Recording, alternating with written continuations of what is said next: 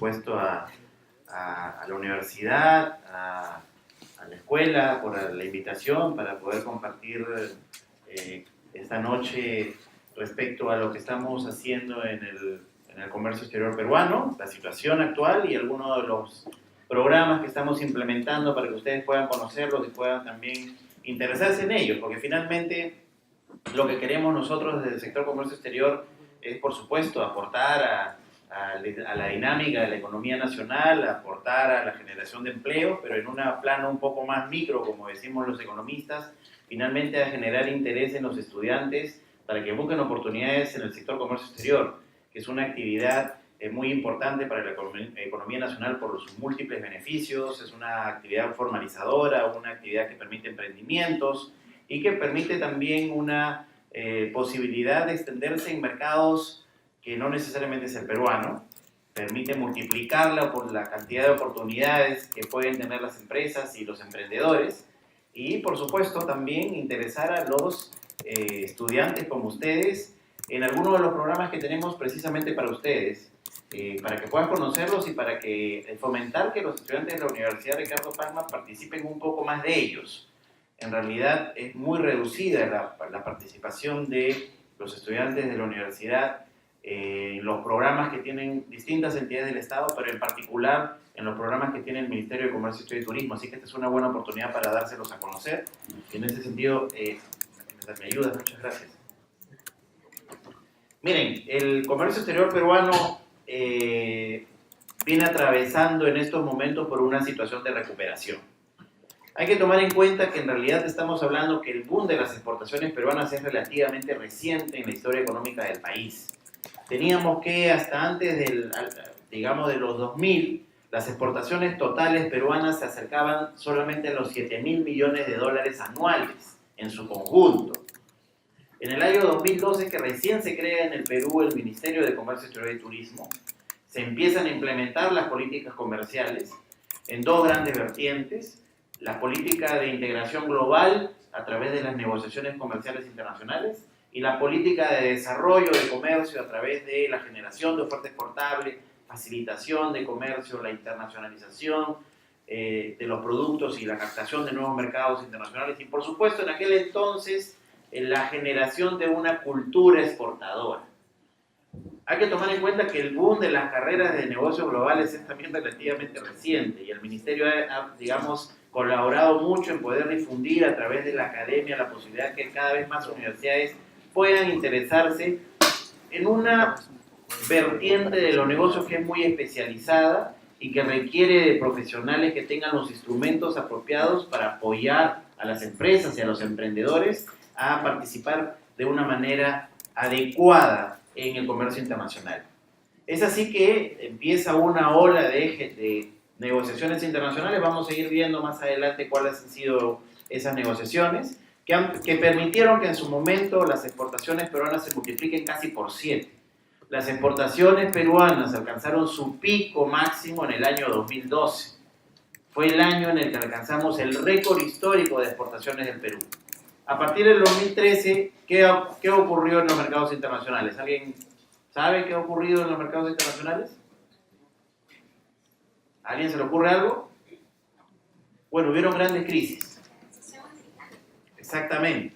Unas crisis importantes en los principales mercados.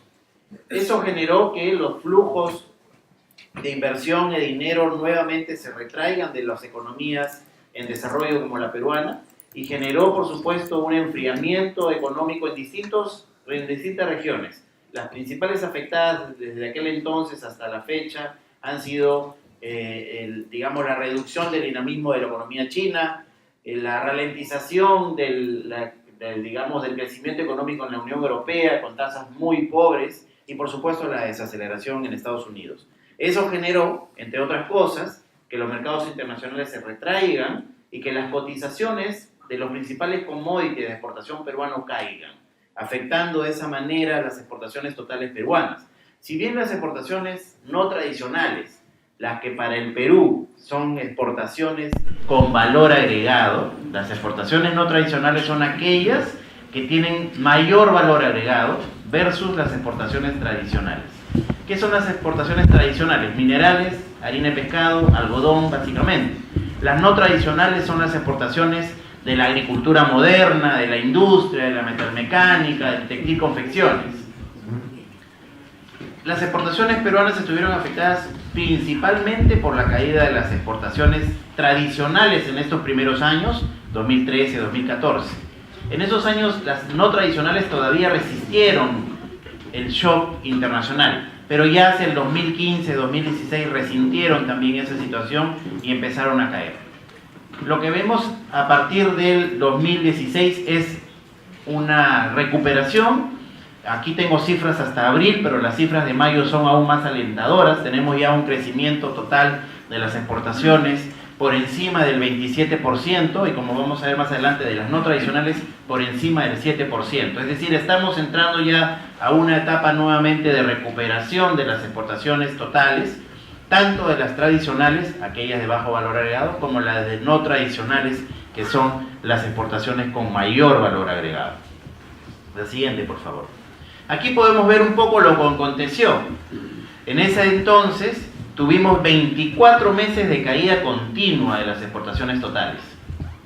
Ya vemos ahora sí que tenemos una cantidad de meses suficiente para poder contrastar que la recuperación se ha iniciado a nivel total. En el mes de abril las exportaciones han crecido por encima del 20%, perdón, en el mes de mayo, que todavía no está en esa data, que es el último dato que tenemos reciente y que, digamos, puedo compartir con ustedes, ya acumulando una cantidad interesante de más de 11-12 meses de crecimiento continuo. La siguiente, por favor. Y este es el comportamiento de las exportaciones no tradicionales, de las que tienen mayor valor agregado. Como pueden ver, estas exportaciones no tradicionales no sufrieron tanto en la etapa de crisis. Y eso es muy importante, porque son precisamente las que generan mayor empleo, las que generan, digamos, mayores encadenamientos con los distintos estamentos de la economía nacional. Pero a mayo esta cifra de dinamismo se ha incrementado. Ahora el crecimiento a mayo está por encima del 7%. Eso es muy importante porque estamos claramente evidenciando un momento de recuperación. La siguiente, por favor. Y aquí se ve, en el caso de las exportaciones no tradicionales habíamos acumulado 17 meses de caída. ¿Cuántos habíamos acumulado en el caso de las exportaciones totales? 24. Es decir, la caída de las no tradicionales empezó a posteriori de las exportaciones totales, básicamente las tradicionales. Y ya tenemos también 10 meses de crecimiento continuo de las exportaciones no tradicionales. Recuerden, las exportaciones no tradicionales son aquellas que tienen mayor valor agregado. La siguiente, por favor.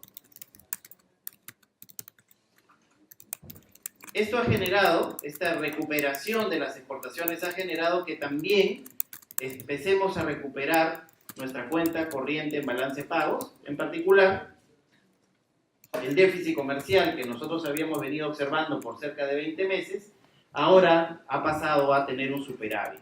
¿Qué es el déficit comercial o superávit comercial? Es la diferencia entre lo que un país exporta y lo que un país importa, es decir, cuántas divisas salen porque tú compras bienes a cambio de dinero y cuántas divisas entran porque tú vendes bienes a cambio de dinero. Esa diferencia entre exportaciones e importaciones, dependiendo si es positiva o es negativa, genera un superávit o un déficit. ¿Por qué es importante el superávit o el déficit? Porque si hay superávit, hay más disponibilidad de dólares en la economía. Si hay más disponibilidad de dólares en la economía, el tipo de cambio permanece relativamente estable o a la baja. Y eso, para una economía que todavía tiene una elevada dolarización como la peruana, genera que haya estabilidad y evitar shocks para aquellas personas que, por ejemplo, estamos endeudadas en dólares, o que pagan alquileres en dólares, o que tienen sus ahorros en dólares. Si hubiese un déficit, es decir, habría una menor cantidad de dólares en la economía, el tipo de cambio, por ley de mercado, empezaría a subir. Y eso, obviamente, a algunos puede beneficiar, a aquellos que tienen sus ahorros en dólares, porque ahora pueden comprar más soles con el mismo dólar, pero afectan, ¿no?, grandemente a la economía, porque finalmente muchos de los productos que acá elaboramos, los elaboramos con insumos importados. Por ejemplo, los fideos que ustedes consumen, el Perú no es un productor del trigo para harina, tenemos que importar ese trigo. Si el trigo se importa más caro, el productor de fideos va a tener que comprar, va a elevar sus costos y va a tener que elevar el precio de sus fideos, entonces van a empezar a aparecer los fideos más caros en los mercados. Entonces, si bien algunos pueden beneficiarse en una economía en general, no es positivo shocks muy fuertes de elevación de tipo de cambio, porque finalmente los que se afectan son los consumidores, las poblaciones, las personas endeudadas en dólares y aquellos que tienen de una u otra manera alguna cobertura en dólares. Entonces, siempre es importante, es sano para una economía tener, digamos, un manejo apropiado de sus cuentas de balance de pagos, en particular la cuenta corriente y por supuesto la balanza comercial. No siempre es posible tener superávit, eso es imposible en la historia económica, siempre van a haber ustedes ciclos. Hay momentos en que las economías tienen superávit, hay momentos en los que tienen déficit. Ya pasamos por nuestro ciclo de déficit y ahora nuevamente estamos recuperándonos en el superávit.